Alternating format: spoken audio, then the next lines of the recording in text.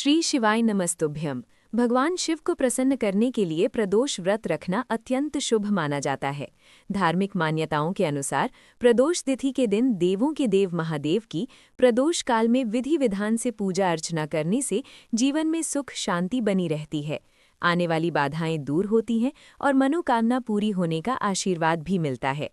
वैवाहिक जीवन में मधुरता लाने के लिए, दाम्पत्य संबंधों को मजबूत बनाने के लिए, संतान सुख पाने के लिए, अच्छा रोजगार नौकरी आदि पाने के लिए या फिर मनोवांछित जीवन साथी की प्राप्ति की कामना से प्रदोष व्रत रखा जाता है। इसके अलावा प्रदोष व्रत रखने से कुंडली में सभी ग्रहों के अशुभ प्रभाव भी दूर होते हैं और उनका शुभ प्रभाव भी प्राप्त होता है। ऐसे में आज आपको बता रहे हैं कि चैत्र मास का पहला यानी कृष्ण पक्ष का प्रदोष व्रत कब रखा जाएगा और प्रदोष काल का शुभ मुहूर्त कब से कब तक रहेगा। इस बार चैत्र मास के कृष्ण पक्ष की त्रयोदशी तिथि 16 मार्च दिन सोमवार को सुबह 9:42 से शुरू होगी और त्रयोदशी तिथि 17 मार्च दिन मंगलवार को सुबह 9:23 पर समाप्त होगी। ऐसे में इस बार प्रदोष व्रत 16 मार्च दिन सोमवार को ही रहेगा, जो कि सोम प्रदोष व्रत रहेगा। इस दिन ब्रह्म मुहूर्त सुबह 5:01 से 5:49 तक रहेगा। सूर्योदय होगा सुबह 6:38 पर, सूर्यास्त होगा शाम 6:32 पर और इस दिन श्रवण नक्षत्र सुबह 5:56 तक रहेगा। इसके बाद में धनिष्ठा नक्षत्र प्रारंभ होगा। सर्वार्थ सिद्धि योग प्रदोष व्रत के दिन बनने जा रहा है, जिसमें शिव योग सुबह 9:36 तक रहेगा। उसके बाद में सिद्धि योग प्रारंभ हो जाएगा और अभिजीत मुहूर्त दोपहर 12:11 से 12:59 तक रहेगा।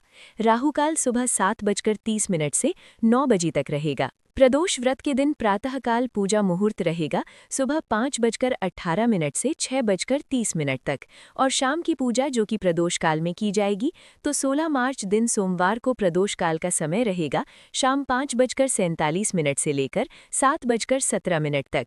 किसी भी प्रदोष व्रत में प्रदोष काल में ही मुख्य पूजा अर्चना की जाती है। इसके बाद व्रत खोल लिया जाता है। प्रदोष व्रत के दिन प्रातःकाल जल्दी उठकर स्नानादि से निवृत्त होकर भगवान शिव को जल अर्पित करें और व्रत का संकल्प लें। फिर दिन भर उपवास रखें और शाम को प्रदोष काल में भगवान शिव की पूजा पूरे विधि विधान के साथ करें। सबसे पहले शिवलिंग को पंचामृत से स्नान कराएं। इसके बाद शुद्ध जल से स्नान कराकर भांग, धतूरा, बेलपत्र, अक्षत आदि अर्पित करें। चंदन का तिलक लगाएं। अब शिवलिंग के समक्ष घी का दीपक जलाएं और भगवान शिव के मंत्रों का जाप करें।